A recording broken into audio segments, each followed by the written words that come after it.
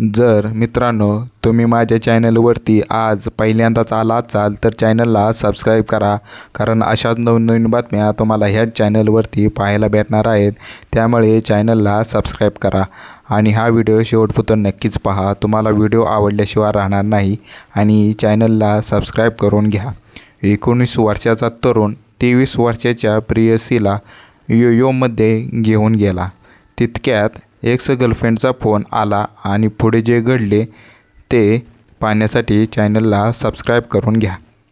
छत्तीसगडमधील भिलाई येथील ओयो हॉटेलमध्ये एका 19 वर्षीय DJ तरुणाने सुसाईड केले आहे. माझी प्रेयसीच्या फोनवरून झालेल्या वादानंतर प्रेयसीने नस कापली आणि प्रियकराने गळफास घेतला. छत्तीसगड येथील कोहा परिसरातील एका ओयो हॉटेलमध्ये मन सुन्न करणारी घटना समोर आली आहे. एका 19 वर्षीय तरुणाने आपल्यापेक्षा 4 वर्षांनी मोठ्या असलेल्या प्रेयसीसमोर हॉटेलच्या खोलीत गळफास लावून आत्महत्या केली आहे. या घटनेपूर्वी दोघांमध्ये प्रियकराच्या माझी प्रेयसीच्या फोनवरून जोरदार वाद झाला होता.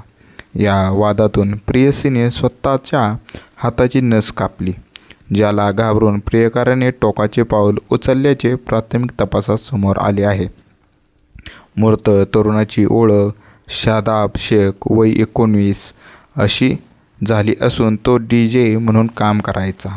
या प्रकरणात पोलिसांनी 23 वर्षीय प्रेयसीला ताब्यात घेतले असून तिची कसून चौकशी सुरू केली आहे. स्मृती नगर पोलीस चौकी अंतर्गत येणाऱ्या कुणाल ओयो हॉटेलमध्ये बुधवारी संध्याकाळी 6 वाजता शादाब त्याच्या प्रेयसीसोबत थांबला होता. पोलिसांनी दिलेल्या माहितीनुसार रात्रीच्या वेळी दोघांनी खोलीत एकत्र दारू पिली होती. याच दरम्यान शादाबच्या मोबाईलवर त्याच्या आधीच्या प्रेयसीचा फोन आला, ज्यावरून या दोघांमध्ये कडाक्याचं भांडण सुरू झालं.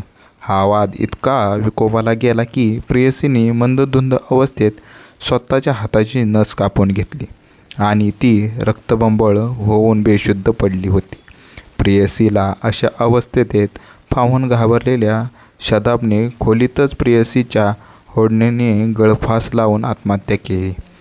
गुरुवारी सकाळी जेव्हा प्रेयसी शुद्धीवर आली तेव्हा शादाब फॅनला लटकलेला दिसला. ती प्रचंड घाबरली.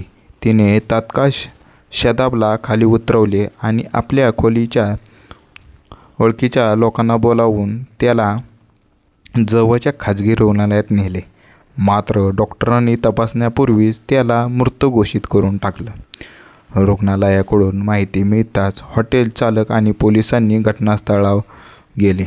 भिलाई नगरचे CSP सत्यप्रकाश तिवारी यांनी सांगितले की फॉरेन्सिक्स आणि पोलिसांच्या पथकाने घटनास्थळाची पाहणी करून खोली सील केली आहे.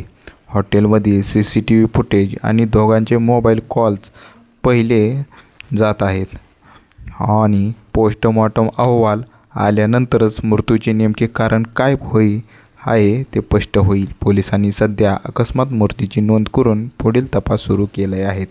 तर मित्रांनो, तुम्हाला कसा वाटला व्हिडिओ आणि तुम्हाला व्हिडिओ आवडलाच असेल तर व्हिडिओला लाईक करा आणि चॅनलला सबस्क्राईब करा, कारण अशाच नवनवीन बातम्या तुम्हाला ह्याच चॅनलवरती पाहायला भेटणार आहेत. तर चॅनलला सबस्क्राईब करायला विसरू नका. थँक्यू मित्रांनो.